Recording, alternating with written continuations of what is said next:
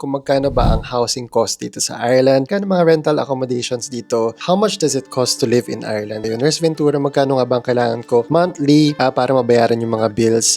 Kasya ba ang sweldo ng dalawang nagtatrabaho dito sa Ireland? For example, dalawang nurses. Will my salary be enough for my family of 4 dito sa Ireland? So kung magtatanong kayo, ano po ba ang mura sa Ireland?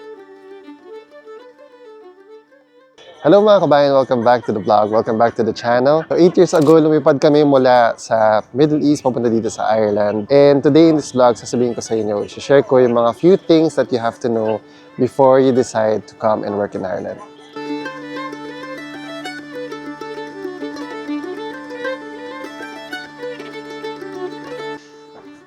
Oh, dyan ka pala.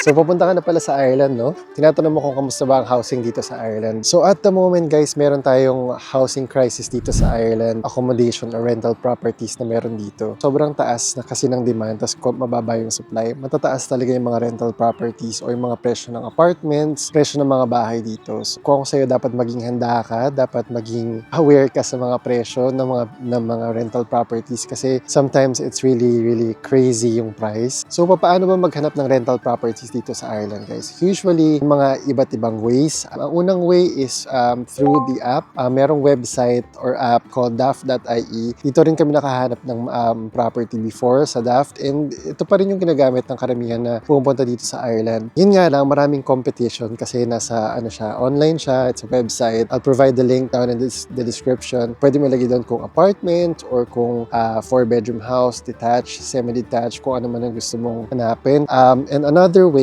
is that pwede ka rin humanap sa mga Facebook groups. So medyo mag-ingat lang tayo ngayon kasi meron din mga nananamantala na nagpapanggap na nagpaparent ng bahay and then kukuhanan kayo ng deposit in advance, which is kahit hindi nyo pa nakikita yung bahay. So make sure lang na meron talagang physical na property na for rental bago kayo maglabas ng money.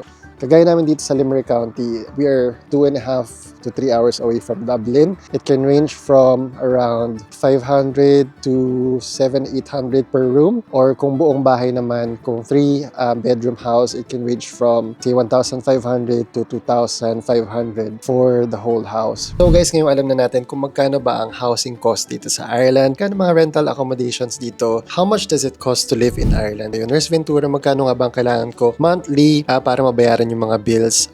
Kasya ba ang sweldo ng dalawang nagtatrabaho dito sa Ireland? For example, dalawang nurses. Will my salary be enough for my family of 4 dito sa Ireland? So kung magtatanong kayo, ano po ba ang mura sa Ireland? The only thing na mura dito sa Ireland na mako-consider naming mura is yung water. Wala po kaming water bill na binabayaran monthly. Some people say na ang bayad namin sa water ay kinukuha sa tax na binabayaran namin. Other than that, lahat na po ay expensive dito, guys.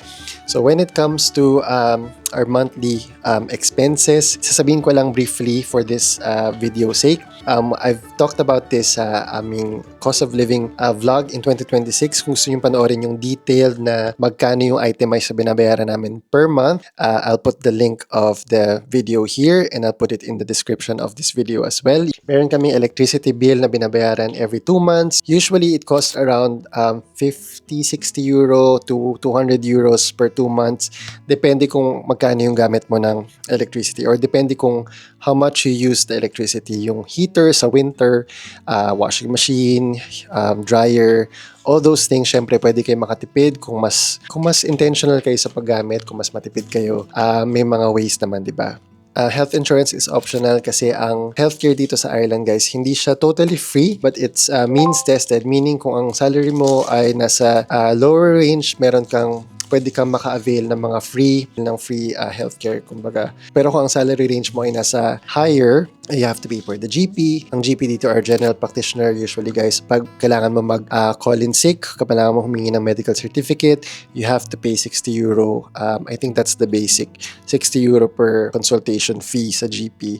Iba pa yung mga bloods, iba pa yung mga diagnostic tests and all of that. So kung wala kayong private insurance or health insurance, meron kayong mga diagnostic tests na kailangan gawin at naka-line up kayo sa government, medyo matatagalan. But kung meron kayong private healthcare, mas mabilis yung mga gawin yung mga bagay na to. Like for example, MRI, ultrasound, CT scan, yung mga ganyan na hindi naman emergency, mas mapapabilis lang yung mga procedure. So dito guys, every week nagbabudget kami. Mostly kaming dalawa ay cash basis ang aming mga transactions kasi nga mas monitor namin yung paglabas ng money as compared to digital banks or yung mga pag-tap lang sa debit cards or credit card. Hindi po kami gumagamit ng credit card. Sa aming dalawa, we never use credit card at all. Naranasan kong gumamit ng credit card sa Saudi pero dito sa Ireland, never. And we don't want to use credit card just for our personal preference. Meron din bayad dito ang cash collection every 6 months or pwede namang yearly. Yung sa amin, every 6 months nasa 169, 170 euros per 6 months. Dito rin may bayad yung TV license, 160 euros per year. Meron din land property tax yearly. Bayad namin sa aming renewal ng aming licenses bilang nurses dito every year. 100 euro yan per person, per individual. Siyempre, pag nandito kayo sa Ireland, kailangan nyo ng SIM card, kailangan nyo ng broadband kung kailangan nyo ng fast internet at home. Between me and my partner, ang binabayaran namin sa broadband SIM card ay 100 euros per month. Kasi kumuha rin ako ng cellphone, nag-upgrade ako ng cellphone. So, kasama na dun yung cellphone. And syempre guys, kung meron kayong car, mas marami kayong babayaran. Syempre, yung monthly repayment ng car nyo kung hindi nyo siya babayaran ng cash. Car insurance, road tax, car maintenance, all of those things can add up guys. And mahal talaga yung cost of living. Pero syempre, it will all depend on how your lifestyle is. It will all depend if you're frugal, if you're intentional with your spending. Kung talagang gusto nyo makatipid at makaipon at hindi kayo namumuhay ng paycheck to paycheck, you can have a good life din naman dito sa Ireland with, mga tweaks lang na dapat nyong gawin and mga hacks na dapat nyong gawin and i-adapt. If you want to know the itemized mga prices ng expenses namin monthly, watch this video here and mas marami kayong matututunan. Okay guys, so when it comes naman sa pag-grocery dito sa Ireland, average na budget ng family of 4 sa groceries dito per week is around 100 to 120 euros per week. Pero syempre kung single ka naman or kung partners, kung dalawa lang kayo, couple lang kayo, mas mura yung magiging budget nyo. So depende yun sa kung saan kayo shopping. For example, may mga shops dito like Aldi or Lidl na mas mababa ng konting price ng mga items, grocery items compared sa ibang stores like Dan's or Tesco. And depende rin sa kung mag-grocery kayo kasi minsan yung mga toiletries, kung kasama sa grocery list nyo yung toiletries like for example mga shower gel or sabon panlaba, tissue, mas mataas yung budget nyo dapat nung week na yon. Pero kung mga food lang naman, food items, magagawa kayo, magluluto kayo ng mga magmi-meal prep kayo or from scratch na pagkain, pwede naman kayo magtipid. Ang iba rito ay ang budget nila, like for a single person, nasa 50 euro per week or sometimes 100 euro per the whole month na yun. Depende kung gaano kayo katipid. So, itong the whole namin, na pinag-grocery namin for this week's video ay 86.99 euros dun sa Lidl. So, marami na kami napamili, pero hindi tayo namili ng masyadong meat. Kasi meron pa kami natirang meat dito sa bahay. So, ang kasama lang na meat dito sa grocery namin ay isang 1 kg na chicken breast fillet. So, ang presyo nitong 1 kg na chicken breast nito ay 9 euros and 99 cents. Tapos, syempre, every once in a while, pag pumunta ka ng supermarket, may makita kang masarap, may makita kang dessert, bibili ka na rin. So, ayun na. Yun na lang din. Parang reward mo na lang din sa sarili mo. Gaya nitong cake na to. So, isa pa guys na dapat yung malaman pagpunta kayo dito sa Ireland, if you're coming from the Middle East or from the Philippines or from somewhere else, is yung consumer choice, guys. Very limited lang yung mga consumer choice dito sa Ireland. For example, dito sa buong Ireland, meron lang kaming isang IKEA store, whereas sa UK meron silang 22 IKEA full stores. So, and then pag pumunta ka sa city center, especially pag wala ka sa Dublin, limited lang din yung mga pwede mong puntahan, pwede mong bilihan ng mga shops. Hindi gaanong marami yung choices. It's one thing na pagpunta dito sa Ireland, which is sometimes it's a good thing kasi hindi ka masyadong matatempt na bumili ng masyado ng mga kung ano-ano, hindi mo naman kailangan. If used kayo guys na marami kayong yung mga malalaking malls na pwede nyong puntahan, For example, in the Middle East, ang gaganda ng mga malls doon. And ang dami-daming yung shops na pwedeng pagpilian, na pwedeng bilihan, ng mga kung ano-ano na kailangan nyo. Dito sa Ireland, yun nga, limited lang yung mga choices. And then, wala rin dito mga masyadong malalaking malls, hindi kagaya sa atin sa Philippines. And another thing is that kung used kayo na bukas yung mga malls or bukas yung mga shops until late, mga 11 p.m., sometimes 12 midnight, mga ganon. Dito sa Ireland, especially kapag smaller counties, close na lahat ng mga establishments except for mga pubs or some restaurants, nag-open sila until mga 9 or 10. Pero yung ibang mga shops, small shops, sarado na sila. Pag around 6 p.m., usually matahimik na yung lugar, especially in the smaller counties. So guys, ang isa pang kailangan nyo malaman dito sa Ireland is yung weather. So kung sanay tayo sa weather sa Philippines or sa Middle East, ibang-iba dito kasi pwede tayo magkaroon ng 4 seasons in a day. Uulan, tapos biglang aaraw, uulan, mag-snow, tapos biglang hangin. So kailangan prepared kayo sa ganong klaseng weather, guys. Kahapon lang, guys, sobrang sunny and sobrang ganda ng weather. So ngayon tingnan natin yung weather sa labas. Nagpe-prepare na ako kasi alam ko yung weather sa labas. So guys, nakapayong ako ngayon kasi pinapayungan ko yung camera, no? Pero usually hindi na nagpapayong dito kasi hindi naman umi-epekto yung payong. So usually, shit. Ganyan ang nangyayari sa payong dito.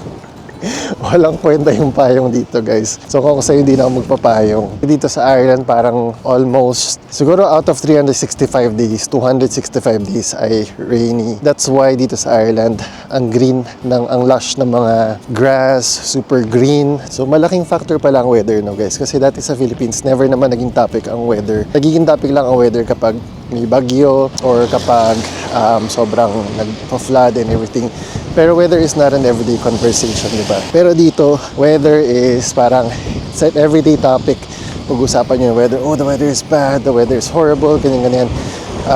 Kasi nga, very, very limited ang sunshine dito. Pero, pag sunshine naman, pag umaraw, hindi siya tinitake for granted kasi minsan lang talaga maging maganda yung weather at maaraw. So, ayan. Today, the weather is not too good. Pero kahapon, for the past 3 days, very glorious ang weather, kumbaga. So, that's one thing na kailangan nyo malaman. Hindi ko alam before na hindi ko naman ni-research na ang weather dito ay paiba-iba because this is an island at katabi na siya ng Atlantic Ocean. So, talagang rugged yung weather, especially kapag nasa coast side ka. Dito kasi kami sa Midwest, medyo gitna kami. Hindi pa to masyado, pero in general, the weather here is interchangeable, can be wild, and pero dito naman sa Ireland, although maulan siya, hindi siya yung talagang nagbabaha masyado or hindi siya yung sobra-sobrang lakas ng parang typhoon. Wala mga ganon. It's only parang rain, mostly mild all the time, pero yung wind sometimes malakas yung wind. So syempre pag winter, mas mabilis bumaba yung araw. Matagal sumikat yung araw in the morning. Siguro sisikat siya around 9 and then magsa-sunset siya around 4 p.m. So mas maaga. So talagang konti lang yung panahon mo na merong light o meron mang araw, pero usually gray skies, no? So that's one thing na isa pang mabigatang consideration para punta kayo dito sa Ireland is yung winter din. So make sure na you're prepared for this kind of weather bago kayo talaga mag-decide na lumipat sa Ireland.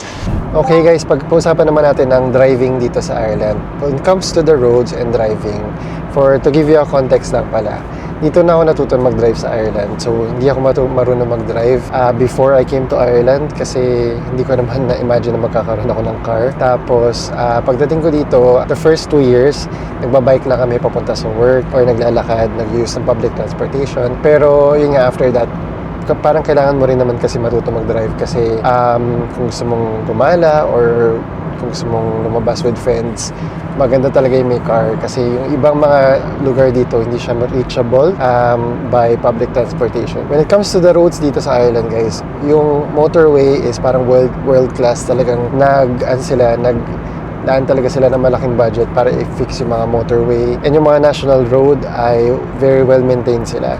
So madaling mag-drive. So nga pala yung car dito sa sa Ireland is nasa yung handle, yung manibela ay nasa right hand side. Tapos nagda-drive kami sa left side ng road. So guys, kailangan nyo lang malaman when owning a car dito sa Ireland is at first medyo mahal yung babayaran yung insurance. Yun yung pinaka-malaking chunk ng bayarin mo when you have a car here. Maabot siya minsan ng 3,000 euros annually. Pero yun kasi yung for the first time na drivers. So kailangan mo talaga mag-shop around and look for a good deal. So nabili namin insurance before since first time driver ako is nasa around 1,500. And then sunod is yung NCT or yung National Car Testing. Yun yung parang minimake sure lang na yung car mo is safe na i-drive sa road every 2 years. Pero kasi itong car namin nabili, na siya, NCT certified na siya for I think 2 years. So hindi namin kailangan na i-renew yung NCT. And then yung third naman is yung road tax. Road tax is yearly din yung bayad, which is depende sa car mo. Depende yata sa type ng car or sa laki ng car or something like that. Okay guys, kung na naman kayong balak mag-drive at kung yung workplace nyo naman ay malapit sa city center lang, huwag kayong mag-alala kasi yung public transport dito sa Ireland ay reliable din naman. Gaya ng mga local bus na kagaya nitong sinasakyan ko ngayon. A few stops away lang nandun na ako sa workplace ko. And hindi rin masyadong malaki or mahal yung bayad dito sa mga bus na ganito na within the city lang. So every 10 to 15 minutes ay may mga bus na dumadaan. Depende kung nasan kayo. One tip lang guys, kailangan nyo ng card na to, leave card, pag sasakay kayo ng mga local bus. Kasi mas mura siya. 30% siyang mas cheaper. For example, bayad nyo sa cash. For example, a short ride lang, few stops away from your destination. Let's say 2 euros. Kapag cash ang bayad nyo, 1.55 euros lang yung bayad kapag gagamit kayo ng card. So, para makatipid kayo, kailangan nyo kumuha ng card. Ang tawag dito ay Leap Card. Makukuha nyo to sa mga convenience store, kagaya ng Spar, Centra. So, huwag nyo kakalimutan na kumuha ng Leap Card pagdating nyo dito sa Ireland kasi malaki rin masisave nyo sa pamasahe kung meron kayong card na ganito. In the past 8 years, guys, I've grown so much dito sa Ireland. Yun yung also isa sa mga bagay na hindi rin sasabihin sa inyo ng agency or the things you will experience yourself kasi kayo na mismo yung makakaranas nun, yung how much you will grow as a person. So, life here dito sa Ireland, hindi siya ganun ka-glamorous like I would assume yung life sa Dubai or yung life natin sa Middle East na, big shopping malls and mga luxury brands, luxury items. Hindi siya ganun ka-popular dito. The life here is a bit slower pace compared to, for example nga, sa Dubai or sa BGC. But there is parang peace and quiet, there's comfort in your days, meron kayong work-life balance. And as time passed by, I've learned to experience yung ganong way of life here in Ireland. And now I can say that I am a changed person. Charot. I've become more mature when it comes to appreciating the small things, the best things in life are free, sabi nga nila, diba? And here in Ireland, yun yung na-experience namin. And I know it won't be for everybody, the kind of life here, but for some, it will be the life that they dream of. For others, it's worth the try. So, I hope yun yung mga nasabi ko ay makatulong sa inyo bago kayo pumunta dito sa Ireland. You can consider those things that I've shared to you kasi yun yung mga bagay na hindi rin naman talaga usually nababanggit ng mga recruiters or agencies or companies, when before you come here. So, gusto ko lang na maging ready kayo sa kung ano yung magiging life or kung ano yung mga situation na pwede nyong i-face here in Ireland as a Filipino immigrant or as an OFW para naman makapaghanda kayo. Once you're here, you're ready and meron na kayo idea sa kung anong kakarapin nyo para hindi na kayo masyadong mako-culture shock. Don't forget to like this video, subscribe to Nurse Ventura channel, and hit that notification bell para ma-alert kayo sa mga susunod na vlogs natin. Thank you guys for watching this vlog and we'll see you soon. Slan! Bye! We got nowhere to be, just a slow dance with the summer heat. The world outside can't wait a few, 'cause right now we got nothing else to do. The sun is peeking through the cotton white blinds. Your hands still tangled up in mine. Feet on the wall, your head on me, floating easy. We got nowhere to be. Got no